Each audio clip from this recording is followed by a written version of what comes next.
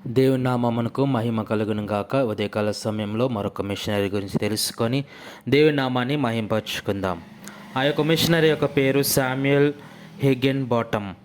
ఈయన 27 అక్టోబర్ 1874లో ఇంగ్లాండ్లోని మాంచెస్టర్లో జన్మించాడు.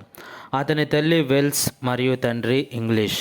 అతను చిన్నతనంలో కుటుంబం ఉత్తర వెల్స్లోని టైన్ వై గ్రోస్కు ఆపై లాండునోకు తరలి వెళ్ళేది. వెల్స్ మాట్లాడే అతని తల్లి లాండన్లోని రెహోబోత్ వెల్స్ కాల్వినిస్టిక్ మెథడిస్ట్ ప్రార్థనా మందిరానికి హాజరయ్యేది. అయితే శామ్ ఇంగ్లీష్ మాట్లాడే ప్రెస్బిటేరియన్ చర్చ్ ఆఫ్ వెల్స్లో పెరిగాడు. ఇక్కడ అతను రెవరెండ్ సిటీ అస్లీ గారి బోధనల కింద కమ్యూనికేట్ అయ్యాడు. శామ్ చిన్న వయసులోనే చదువు మానేసి వేరువేరు సమయాల్లో కసాయివాడి దగ్గర పనివాడుగా, క్యాబ్ డ్రైవర్గా మరియు పాలు సరఫరా చేసేవాడిగా పనిచేశాడు. అయితే అతనికి చిన్నప్పటి నుంచి క్రైస్తవ సువార్తపై బలమైన ఆసక్తి ఉండేది మరియు ఒక బోధకుడు లేదా మిషనరీ కావాలని నిశ్చయించుకున్నాడు. హిగ్గెన్ బాటమ్ 20 ఏళ్ల వయసులో లాండోనో నుండి యునైటెడ్ స్టేట్స్ ఆఫ్ అమెరికాకు వెళ్ళాడు.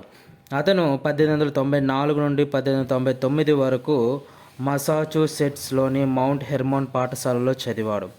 అతను యునైటెడ్ స్టేట్స్లోని హమ్హెర్స్ట్ కళాశాల మరియు ప్రిన్స్టన్ విశ్వవిద్యాలయంలో తన విద్యను కొనసాగించి 1903లో ప్రిన్స్టన్ నుండి బ్యాచిలర్ డిగ్రీని పొందాడు. హెన్రీ ఫోర్మన్ సిఫార్సు మేరకు హిగ్గెన్ బాటమ్ 1903లో ప్రెస్బిటేరియన్ చర్చ్ యొక్క ఉత్తర భారతదేశ మిషన్లో భాగంగా భారతదేశానికి వచ్చారు. అప్పటి నుండి 1909 వరకు అతను అలహాబాద్ క్రిస్టియన్ కాలేజీలో అనగా ప్రస్తుతం ఈవింగ్ క్రిస్టియన్ కాలేజీ అనే కాలేజీలో అర్థశాస్త్రం మరియు విజ్ఞాన శాస్త్రం బోధించారు. 1904లో అతను ఒహియోలోని క్లీవ్లాండ్కు చెందిన జేన్ ఎథెలిన్ కోడీని వివాహం చేసుకున్నారు. ఆమె అతని పనిలో చేరారు. వారికి కలిసి 5 పిల్లలు ఉన్నారు. 1909లో అతను యునైటెడ్ స్టేట్స్కు తిరిగి వచ్చి ఒహియో స్టేట్ యూనివర్సిటీలో 3 సంవత్సరాలు వ్యవసాయం అభ్యసించాడు. ఆ తర్వాత అతను అలహాబాద్కు తిరిగి వెళ్ళి శాస్త్రీయ వ్యవసాయ పద్ధతులను బోధించాడు. అతని విద్యా కార్యక్రమాలు 1919లో అలహాబాద్ వ్యవసాయ సంస్థ స్థాపనకు దారితీశాయి. 2009లో స్థాపకుడి గౌరవార్థం అలహాబాద్ వ్యవసాయ సంస్థకు Sam Higginbottom university of agriculture, technology and sciences SHUATS అని పేరు మార్చారు. హిగ్గెన్ బాటమ్ 2 పుస్తకాలు రాశారు.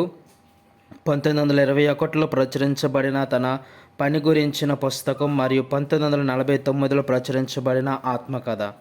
భారతదేశంలో ఉన్నప్పుడు అతను మహాత్మా గాంధీ మరియు జవహర్లాల్ నెహ్రూలతో సన్నిహిత స్నేహాలను కూడా పెంచుకున్నాడు. అతను 1945లో ఫ్లోరిడాలో పదవీ విరమణ చేశారు. హిగ్గెన్ బాటమ్ ఫ్లోరిడాలోని ఫ్రాస్ట్ ప్రూఫ్లో తన కుమార్తె శ్రీమతి చార్లెస్ కోర్స్ ఇంట్లో మరణించారు. హిగ్గెన్ బాటమ్ పత్రాలు వర్జీనియా విశ్వవిద్యాలయంలోని ఆల్బర్ట్ మరియు సిడ్లీ స్మాల్ స్పెషల్ కలెక్షన్ లైబ్రరీలో భద్రపరిచాయి. ఈ విధంగా ఆయన అలహాబాద్ ప్రాంతంలో దేవుని కొరకు విశేషమైన సేవా కృషి పరిచర్య అనేది చేయడం జరిగింది. ఆమెన్.